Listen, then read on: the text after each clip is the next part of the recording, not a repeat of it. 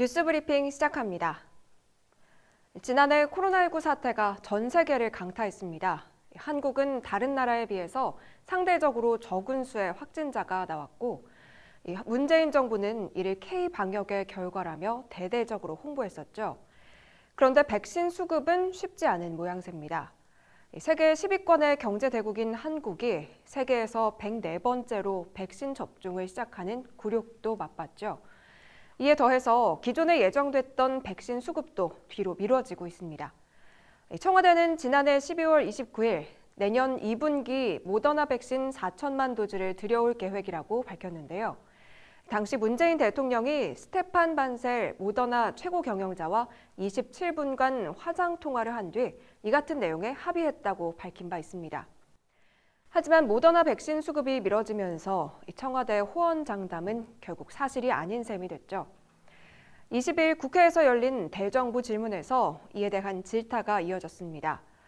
국민의힘 김은혜 의원은 청와대가 2분기 2천만 명분을 확보했다고 한 것은 거짓말인가라고 몰아붙였고, 이에 홍남기 국무총리 직무대행은 아스트라제네카, 모더나, 얀센, 노바백스를 다 합해서 말씀드린 것이라고 해명했습니다. 홍 직무대행은 모더나 백신 상당 부분이 상반기에는 많이 들어올 수 없는 상황이라며 하반기에 대부분 들어오도록 계획돼 있다고 밝혔습니다. 정부가 지금까지 구매 계약을 체결한 백신은 모더나 2천만 명분, 노바백스 2천만 명분, 화이자 1,300만 명분, 아스트라제네카 1,000만 명분, 얀센 600만 명분인데요. 백신 공동구매 국제 프로젝트인 코백스 퍼실리티를 통해 공급받기로 한 1,000만 명분 등 총 7,900만 명분입니다. 하지만 이 중에 이미 도입됐거나 상반기 내 도입 예정인 백신은 2,080만 회분이라고 합니다. 발등에 불이 떨어진 문재인 정부는 이미 확보한 백신 물량을 조기에 도입하기 위해 여러 제약사와 협의를 진행 중이라고 하는데 상황이 녹록지 않아 보입니다.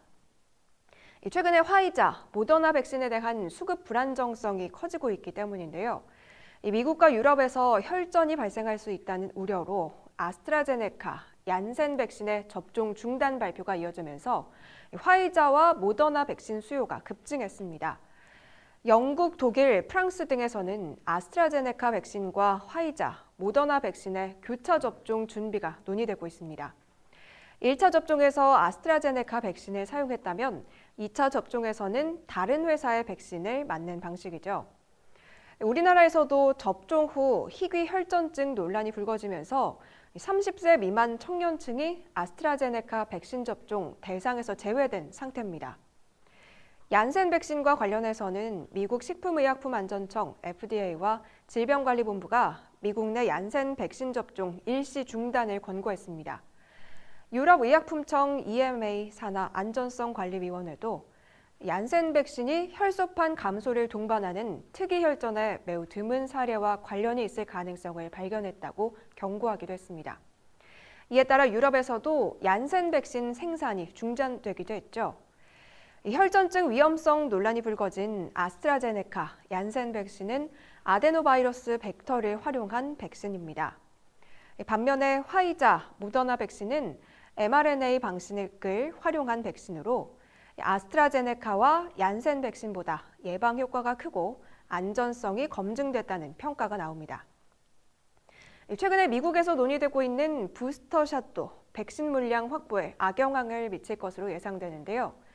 부스터샷은 화이자, 모더나 백신의 면역 효과를 강화하고 지속 기간을 연장하기 위한 추가 접종을 뜻합니다. 1, 2차 접종을 마친 뒤 6개월에서 12개월 사이에 세 번째 접종을 받는 방식이죠.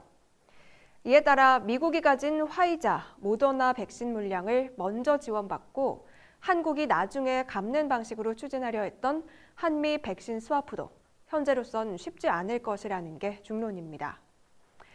이는 지난해 12월 국민의힘 박진 의원이 제안했던 건데요. 당시 문재인 정부는 백신 수급에 문제가 없다며 부정적인 입장을 밝혔었죠. 하지만 이제 와서는 한미 백신 스와프를 진지하게 추진 중이라고 합니다. 다만 성사 여부는 장담할 수 없는 상황입니다. 21일 정의용 외교부 장관은 미국 측에서 금년 여름까지 백신 접종을 마치려는 계획 때문에 여유분 물량이 없다고 설명했다고 밝혔습니다. 정 장관은 20일 국회 외교통일위원회 긴급 현안 질의에서도 미국도 올해 여름까지는 집단 면역에 꼭 성공해야 한다는 의지가 굉장히 강해 자신들도 백신이 그렇게 충분한 물량이 아니라는 설명을 했다면서 현 단계에서 백신 공급이 쉬운 것이 아니라는 1차적인 입장 표명은 있었다고 말했습니다. 한미 백신 스와프가 체결된다고 해도 한국에 공급될 백신은 화이자, 모더나가 아니라 아스트라제네카 백신일 것으로 점쳐집니다. 미국은 아스트라제네카 백신에 대한 사용 승인을 하지 않고 비축만 하고 있는 상태인데다가 지난달 18일 멕시코와 캐나다에 각각 아스트라제네카 백신 250만 회분과 150만 회분을 빌려주고 다시 백신으로 돌려받을 것이라고 발표한 바 있습니다. OECD 국가 가운데 코로나19 백신 접종률이 최하위인 일본은 미국으로부터 화이자 백신 1억 회분을 확보하는 방안을 협의 중인데요. 아직 미국이 확약을 한 상태는 아니라고 합니다. 국민의힘은 오는 5월에 예정된 한미 정상회담에서 문재인 대통령이 백신을 확보해 와야 한다고 촉구하고 나섰습니다. 주호영 국민의힘 당대표 권한대행은 문재인 대통령이 한미 정상회담에서 백신 외교에 큰 성과를 갖고 오실 것을 기대한다며 백신 확보가 가장 중요한 의제가 돼야 하고 사전에 철저히 교섭과 준비가 돼야 한다고 강조했습니다. 이어 우리의 외교 지표, 외교력 성적표는 이번 한미 정상회담에서 우리가 좋은 백신을 얼마나 많이 확보하느냐에 달렸을 거라 생각하고 많은 국민들도 그 점에 큰 기대를 하고 있다며 백신은 나라마다 자국 국민들의 생명, 안전, 경제가 걸린 최고의 전략물자다. 미국 방문 전에 양국 간 신뢰 회복을 위해서도 전력을 쏟아내야 한다고 재차 강조했습니다. 이종배 정책위 의장은 우리나라 코로나 종식의 최대 걸림돌은 대통령의 잘못된 정보와 안이한 상황 인식이 원인이라며 어제 문 대통령은 세계적으로 방역에서 모범 국가로 평가받는 나라가 됐다는 자화자찬을 했다. 국정 운영 총책임자가 잘못된 상황 인식으로 코로나에 대처하니 코로나가 갈수록 확산된다고 비판하기도 했습니다. 국가를 운영하는 국가 최고 정치인인 대통령에게 가장 중요한 것은 국민의 안전을 보장하는 것이죠. 문재인 대통령이 한미 정상회담에서 괄목할 만한 백신 외교 성과를 들고 올 수 있을지 관심을 가지고 지켜봐야겠습니다. 뉴스 브리핑 여기서 마칩니다. 고맙습니다.